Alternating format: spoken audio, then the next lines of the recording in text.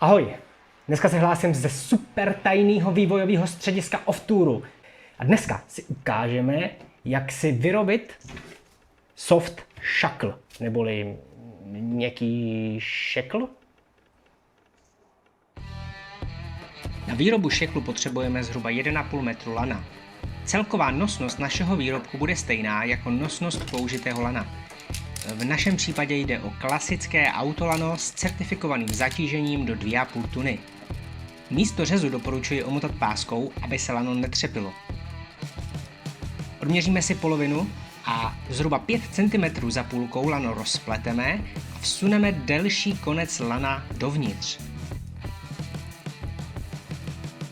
Stlačováním a uvolňováním opletu posouváme vnitřní konec asi půl metru.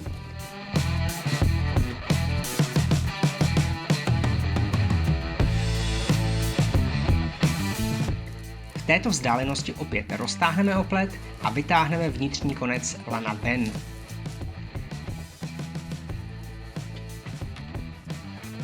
Teď nás čeká ta nejsložitější část. Šekl je zakončený takzvaným diamantovým uzlem. Na červeně označeném laně utvoříme smyčku. Černé lano pod smyčkou podsuneme, pokračujeme pod červeným a v posledním kroku černé lano prostrčíme smyčkou tak, že prochází samo pod sebou a vychází z červené smyčky ven. Takto vypadá základ diamantového uzle. Uzel dokončíme tak, že obě lana obtočíme ze spodu přes začátek sousedního lana do prostřed uzle.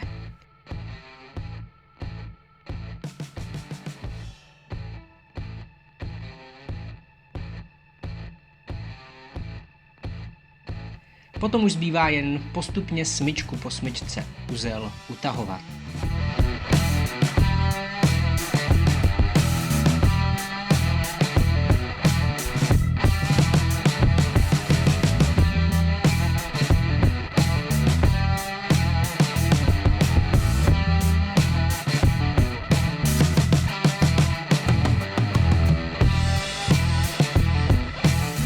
To, že se nám uzel povedl, poznáme podle toho, že je krásně souměrný ze všech stran a má pevnou hranu, která zastaví smyčku šeklu.